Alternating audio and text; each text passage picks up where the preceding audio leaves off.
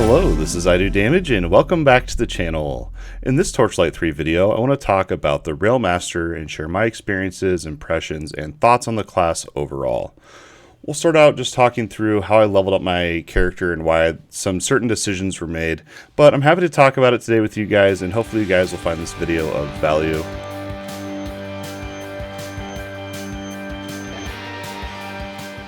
After that amazing introduction, let's go ahead and jump right into the video here. I want to just talk about some choices and some goals that I had in mind. So I wanted to play Ridiculous. I want to beat the game on Ridiculous with every single class. That's my goal eventually. Since there's no endgame currently, that's my own personal endgame.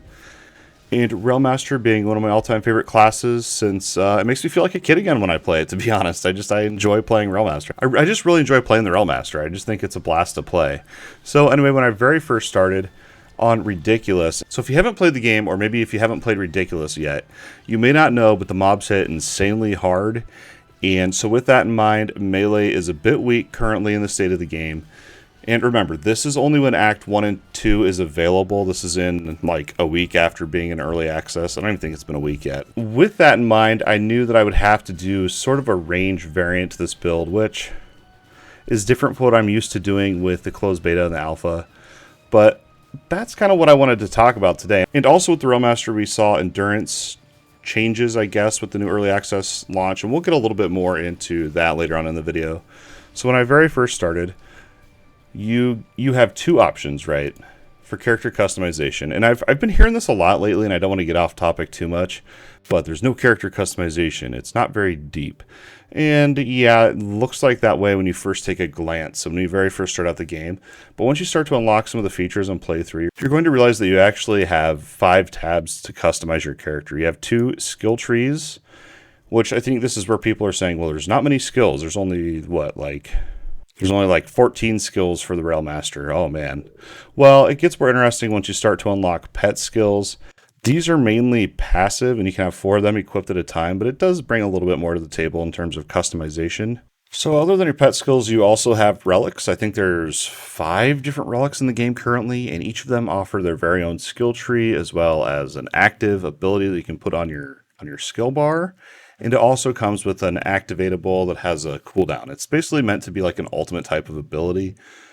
I like to use Bane, mainly because it can summon these 8-legged allies. They're these green, slimy, ghosty-looking spiders, and I think they look cool. Bane's been probably my #1 favorite, and it's super OP. Anyway, we'll get into all these in greater detail, and then on your 5th tab for character customization, you have the Legendarium, which is like Diablo 3's Kanai Cube, but there's some really interesting abilities that you can pick up here. I do have a full video talking about the Legendarium when it first got introduced and covering the basics of that. I'll have a card up top for you to check out if that's something you're interested in. So when I very first started my journey, I had 2 options really. I could either go build train or pick up pound. And then I guess the third option, I know I said 2 options, but there's 2 skill trees is what I meant by that. But the third skill option I had was blasting charge. And I like to play, when I play ARPGs, I like to have something that's passively dealing damage to have kind of a backup type of thing, whether it be pets or something like that. So in this scenario, I did go with build train. As you can see, I've spec'd out of it now because once you get later on into Act 2 and stuff, you're going to change it up a lot, really. And this isn't intended to be a build guide video. I'm just talking about the decisions that I made and why. So I went with build train, and then as soon as I got my next skill point, I did pick up, I think it was blasting charge, because what blasting charge does is it makes it so enemies take 60% more damage, and you can keep that pretty much sustained at all times. So it was kind of just a no-brainer to use that, and then a ranged weapon such as a 2-handed rifle. I think for leveling up, I actually did go with a pistol and shield, just for survivability. But you could also even get a focus if you want for more endurance regeneration that we'll talk about a little bit later. But yeah, I thought that was a smart choice. I mainly just sat back, hit him with blasting charge to get that vulnerability debuff, and then just sat back and used my basic attack to shoot him down. Until I unlocked pound at, I think it was level 3 is when you get your next point then. And I learned really quickly that that was not a smart choice. When you go in there to try to pound, especially if you're fighting a champion pack, you're going to probably get one shot and just end up dying. So with that in mind, I spec'd out of that, waited for level 5 to pick up Hammer Spin, and the reason I took Hammer Spin was for the mobility. This is my circuit breaker to get me out of bad situations. And then also on the tier 1 bonus, we get the movement speed. And I don't have it yet because, well, I already finished the game on Ridiculous of what's in the early access so far. So I'm waiting for Act 3. But I do want to get the tier 3 bonus here and then try out a melee build with that 50% damage reduction. I don't think that that's going to be super viable, but I'm willing to try it and just see what we can do and pull off with that type of build. And then once we had a 1 point in Hammer Spin, I did end up going over here to Mortar Car. And this was just to get more passive damage, okay? And I considered Shield Car, but the Shield Car AoE just isn't enough for me, and especially if you're trying to stand back. Because the way that my strategy is I'll kind of like skim by the mob, you know, stop my train so it's parked right there and let it just beat on the mob while I go back and do my own thing. And then usually your pet just tanks the mob that you're fighting, and then your train beats on them while you're back out of harm's way, shooting them and sniping them down. That was kind of my strategy with the whole build, honestly, and the whole way through leveling.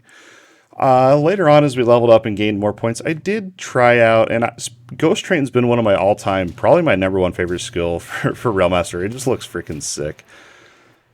But yeah, I wasn't a huge fan of it. I really ended up going more Slammer, mainly because there's more ranged options within this tree that you can do, which was really cool and actually synergized really well with Bane when I went into Flying Picks. Because what Flying Picks does with the endurance bonus, which we'll talk about. I know I said we'll talk about it right after this skill. So your endurance bonus, so when your endurance is all the way full, you summon a spirit. And then once you get down into the tier 3 bonus, you get a second spirit. And you're going to be getting that endurance bonus so frequently. I think I had up to like 6 or 8 of these spirits out, just chunking away at mobs. And that's just passive damage. Like, it actually stacks up pretty well. So as promised, let's talk about the endurance change. This changed from closed beta and then when they entered early access. This was one of the big changes, along with other things that I covered in another video that's the beta and early access changes. That card will be up top for you as well if that's something else you want to check out. The way that Railmasters used to work is they have these 5 endurance charges, and you would gain them. I think you gain them passively. Yeah, there was like an endurance charge rate or something like that. But you would actually, your skills, instead of costing charges or being on a cooldown, would cost endurance. And you can imagine with only having 5 endurance, how limiting and really bad that felt overall. So the change that they did was they made endurance more of a passive type of thing. And I've seen a few people playing the game saying that kind of, I think, maybe overlook the power of endurance and what you can really do with it. Because the way it works now is so you gain your endurance over time, and once you have a full 5 endurance, which is the max you can get, all of your skills then do a bonus thing. And they have a bonus mechanic tied to them. What you'll see when you look at the skill tree, it'll say endurance bonus, so your mortar car. Your car attacks 50% faster for 10 seconds, which is actually pretty nice. I did use that a bit during leveling. There's other ones too. There's the shotgun car. They all do their own thing. They all do their own thing, and with that in mind, it adds in this mechanic where, for me at least, because I knew that I was wanting to do like a pet build for this dude with the flying picks and the spirits that we talked about. So it comes up with this deal where if you're almost at 5 stacks, and if you like server lag or something like that, like I'll try to sneak in a skill right as it's almost to 5 stacks, and then sometimes it'll just use that bonus instead. So it's kind of one of those things, and I don't know if it's all in server lag or what it all is entirely. But I've noticed that with the new system and how the endurance works, I have to pay a lot more attention to the endurance. Whereas before I would just spam the skill and hope that I have the resource to be able to cast the skill. And now it's, okay, I know I want this bonus. And there's other ones, there's like the attack speed one, I think there's one that gives you more basic attack speed. There's different ones that you can use to like maintain buffs if you wanted to. So where I'm at in the game right now, it's pretty crazy with the little pet build thing I have going, and I'm enjoying it quite a bit. So now that we've talked about the beginner stages of Railmaster and a little bit about the new endurance rework, I just want to talk real briefly about some of these last skills here on the tree. So we'll just talk about the train one real quick, and that's this flamethrower car. I am excited to try this. I have not tried it out yet. I just yeah, I finished Act 2, and there's really no end game right now other than playing other characters. So with that in mind, I'm going to save that excitement, and we'll check it out. It used to be really OP. It used to be earlier on in the tree, and they actually moved it back, which they did with a lot of strong skills. And Spike Drive. This has been one of my all-time favorite skills. I think I have an old forged build guide from like Frontiers like a long time ago. And it was using Spike Drive and Lantern Flash for a little bit of synergy. But they've reworked Spike Drive, and it's not as spammy as it used to be, which I think is a good thing, because it really is a strong skill. Basically, it used to cost endurance charges to actually cast the skill. So now when you first unlock Spike Drive, it comes with one charge, and it has no charge rate on it. The way that you gain charges back is by using a skill that procs that endurance bonus. So by consuming 5 charges, you then get a charge to use Spike Drive. I currently have a item in my Legendarium that gives Spike Drive an extra charge, which is really nice. Definitely recommend the Berserk Crusher if you can find it. But when I first read the skill and took a peek at it, I thought, wow, they've really nerfed it to the ground. But to be honest, once you get higher level, you're getting endurance so quickly that it just doesn't really matter. I mean, I was always able to filter it into my rotation and pretty much always use it. And you can see the tier bonuses on this thing. It's just, it's a powerful skill, and it's really fun to play. Even though it is melee, it does have a frontward shockwave type cone that makes it a little bit of a range type ability that I kind of played with around a little bit. Obviously, a little bit less damage there, but it's still something to consider. And also, you can see on the Tier 2 bonus that it has a chance to return endurance on melee attack, which is not super great, seeing as how I'm playing a range build. But anyway, that was kind of the route I took. Was you can see my skills here. I went full slammer. I like to try to do a hybrid, but for ridiculous, I just feel like you're really forced into this one avenue. And, I think we'll see balance changes and a lot of tweaks throughout early access to remedy this. But that was it for my skill trees. On to pets. I guess this is real quick. There is a little bit of customization here. There's different things. My personal favorite for pet skills is the crit aura. And the way the game works is there's 4 auras, and you can only have one on your bar at a time. So you have your crit, defense, block chance, and a movement speed. So, and you can only have one of those on at a time. All these other ones you can use though. So I did unlock Screeching Stun early on, which I find to be a little bit underpowered. I wish the cooldown was halved, but that's just me. So instead, I just went with Battle Cry to increase damage for 10 seconds with a 30-second cooldown, healing, and a little bit of damage resistance as well. Again, these aren't sustained, so it's really just, it's a passive deal too. I can't command my pet when to use these buffs. I think that'd be pretty cool if you could. Also, we touched a little bit on Bane. I use this for, like I said, for the minions that it can spawn. And also on your Relic skill, the Venomous Maw, I got lucky and found this item that I put in my Legendarium, the Egg of Wonder. Highly recommend it. Whenever you cast a Relic skill, you'll cast another random Relic skill, so you can see I did Blood Drinker there as well as my Poison one. And I went into full cooldown reduction, so it's really, the cooldown's not that long at all. And what's the other one I haven't had? Electrode. So there was all the relics just by using my one. Really overpowered legendary there. And I haven't unlocked level 40 yet, and I feel like there's quite a bit of legendaries I still have to discover as well. I have a lot more I have a lot more legendaries to discover. I just went through and counted, and I have 93 left to find in the game.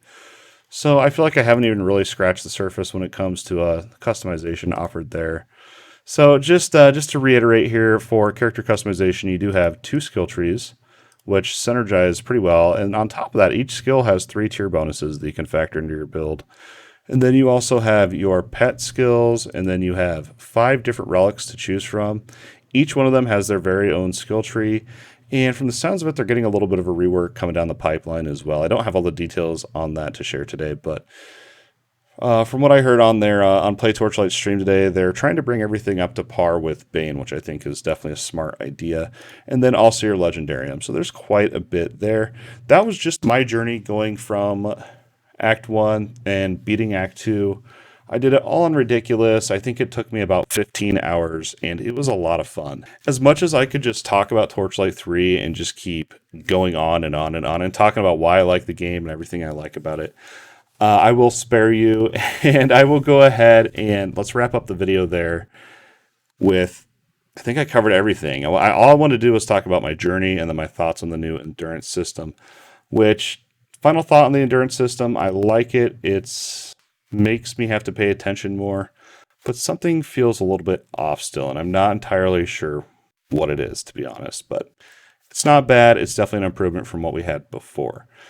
That is going to wrap it up for my impressions and my experience with the Railmaster on Torchlight 3. Don't forget you can pick up the game on Steam for $29.99. If you enjoyed this video and all the other content on the channel, don't forget to like, subscribe, and share with your friends. It means the world to me, and I can't thank you guys enough for your time and your passion fueling my passion for everything games and nerdiness. This is just, it's wild, man. It's like a dream come true in all honesty. You all are awesome. As always, thanks for watching, and we'll see you next time.